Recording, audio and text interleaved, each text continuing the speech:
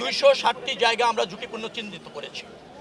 ঝুঁকিপূর্ণ মানে যাতায়াতের কম ঝুঁকিপূর্ণ, যানজট সম্ভাবনা হতে পারে, সেখানে হাইওয়ে পুলিশ, আমাদের বিআরটি এর টিম এবং আমাদের 500 মিটার পর পর নিজস্ব ভলেন্টিয়ার আমরা নিয়োগ করেছি। তারা অ্যাপ্রন করে থাকবে, যে কোনো শৃঙ্খলা, যে কোনো পরিস্থিতি তারা সবাইকে একটা মানে বুঝিয়ে কনসাস করে নিয়ন্ত্রণের মধ্যে আনতে আমরা সক্ষম হবে বলে মনে করছি। যেখানে যেখানে ল্যাকিংস আছে আমরা সেগুলিকে মোটামুটিভাবে সর্বোচ্চ সক্ষমতার মধ্যে সর্বোচ্চ আমলে নিয়ে আমরা কাজ করছি। আমরা আসলে বিগত ঈদগুলোতে এমন দেখেছি যে ঝুঁকিপূর্ণ নির্ধারণ করা হয়, কিন্তু আবার সেই আগের চেহারাই ফিরে আসে। আপনাকে খালি বলি, যেখানে যেখানে আমরা চিহ্নিত করেছি আপনি লিস্ট নেন, সেখানে আমাদের পর্যাপ্ত প্রিকশন আমরা নিয়েছি। ব্যতিক্রম হতেই পারে, মনে রাখা দরকার, প্রথমে যেটা বলেছি 1.5 কোটি লোক ছাড়বে 2 থেকে 3 দিনের মধ্যে ঢাকা শহর। যানবাহনের স্বল্পতা তো আমাদের আছে, যানবাহনের মানেরও ঘাটতি আমাদের আছে, যেটা বাস্তবতা। আমরা সেইগুলির সর্বোত্তম ব্যবহারটা প্রয়োগ করতে চাচ্ছি। আগামী থেকে এই চ্যালেঞ্জগুলি আগামী বছর ঈদে অথবা আগামী বছর আমরা মনে হয় যে এটাকে আরও বেশি গুরুত্বের সাথে নিয়ে আরও বেশি সক্ষমতা সফল হব। তবে এবার আমরা সক্ষমতা চাচ্ছি, সেখানে চ্যালেঞ্জগুলি চিহ্নিত করে কার্যকর ব্যবস্থাপনা নিয়েছি। আশা করছি যে আপনাদের সুসংবাদ দিতে পারবো। আপনাদের কাছে আমার অনুরোধ, যেখানে আপনারা ব্যত্যয় দেখবেন, নিশ্চয়ই আপনারাও রাষ্ট্রের মালিক, আপনাদের দায়িত্ব রয়েছে। আপনাদের চোখটা আরও বেশি নিরপেক্ষ, পক্ষপাতিত্ব না, সাংবাদিকের চোখ, সব কিছু দেখেন, নিরপেক্ষভাবে দেখেন, আমাদেরকে জ্ঞাত করবেন। ডেফিনেটলি আমরা প্রয়োজনীয় পদক্ষেপ নেব। ধন্যবাদ।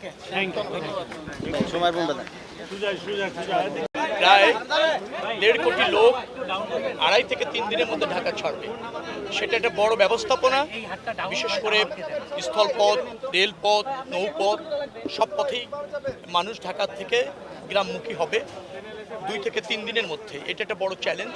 আমাদের যে ব্যবস্থাপনাটা আছে, যোগাযোগ ব্যবস্থাপনা, তার সর্বোত্তম সদ্ব্যবহার আমরা করতে চাচ্ছি, প্রয়োজনীয় ব্যবহার করতে চাচ্ছি। তো অভিযোগ সাধারণত থাকে যে ভাড়া বেড়ে যায়, সেটা এখনও পর্যন্ত হয়নি এবং হওয়ার সুযোগও নেই। টাইম মতো বাসগুলি ছাড়ে না, এখনও পর্যন্ত শিডিউল বড় ধরনের বিপর্যয় হয়নি, টাইম মতো যাচ্ছে।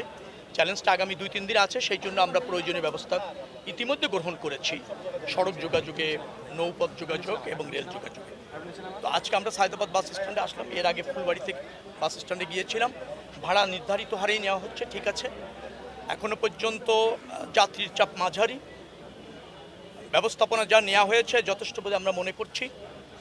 সড়কে বাস স্ট্যান্ডে ধরেন বেশি ভাড়া যাতে নিতে না পারে, যাতে এখানে নিরাপত্তাটা নিশ্চিত হয়, সেই জন্য আপনার পুলিশ কন্ট্রোল রুম আছে, আমাদের বিআরটি এর থেকে একটা কন্ট্রোল রুম করা হয়েছে।